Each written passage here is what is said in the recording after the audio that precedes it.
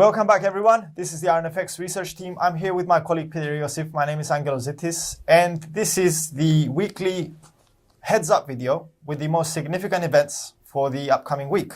Peter, would you like to make a start with the UK? Definitely, the star of the FX market for this week will be the UK Parliament's vote on Brexit.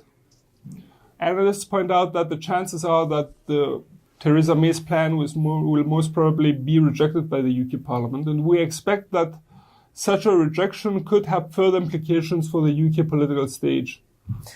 And you're preparing a specific video for a specific report for the event? Yeah, we will be preparing practically a report and a video just for Brexit as such, where most of the outcomes, of the possible outcomes, will be described. Will be released tomorrow, most probably. For this, just tell us, how strong do you think the volatility will be for the British pound? Look, the market has already priced in the possibility of the UK Parliament actually rejecting Theresa May's plan. However, we expect that there will be some volatility during the announcement of the result of the UK Parliament's vote. Also, we expect that there will be volatility for the GBP throughout the week. Throughout the week. Do you have news from the US? The US is currently experiencing a prolonged shutdown period of the US government. It's a record period until now, 24 days. However, we would like to point out on the financial releases front that manufacturing data, especially the Philly Fed Business Index and the New York Manufacturing Index, could move the US dollar somewhat.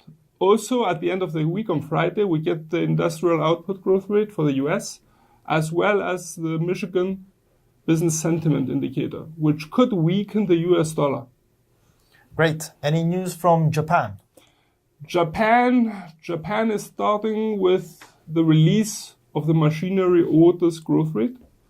Also, it will be having the corporate goods growth rate. And at the end of the week, we get the CPI rate, the headline, the core CPI rate of the Japanese economy for December.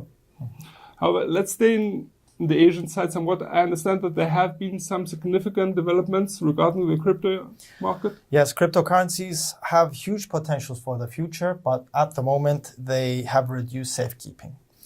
We have seen Cyberspace Administration of China. They're having new regulations coming in. They will have full access to information of users. They will have real name, identification, telephone numbers, and they could have access to it anytime they choose to. They're trying to basically strengthen the crypto industry's safekeeping.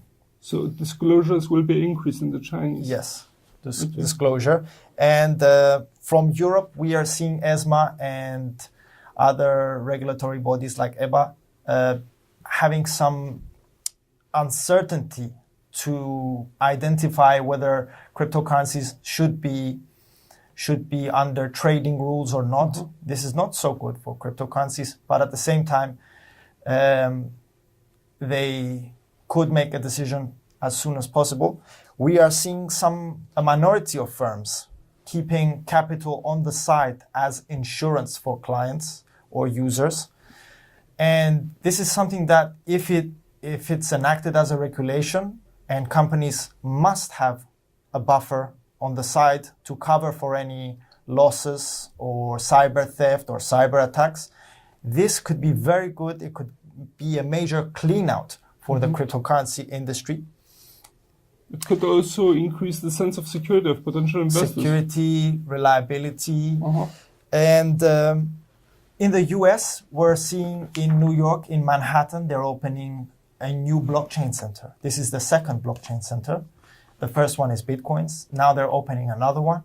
And in general, we're seeing a lot of interest in the blockchain technology. A lot of people want to know how it works. They want to know if they can use it.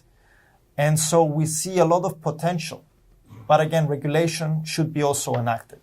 Okay. Leaving the crypto market a bit by side, I understand that there are a couple of stock market releases this week. Yes, stock market earning releases. We have Wells Fargo and JP Morgan on the 15th of January. We have Bank of America, Goldman Sachs on the 16th. And we have also another very important one is Netflix on the 17th of January, Okay. along with Morgan Stanley and American Express. Earning releases. Very hot week for stocks this week. So that should wrap it up for the week. From all of us here at IronFX, best wishes for solid trading.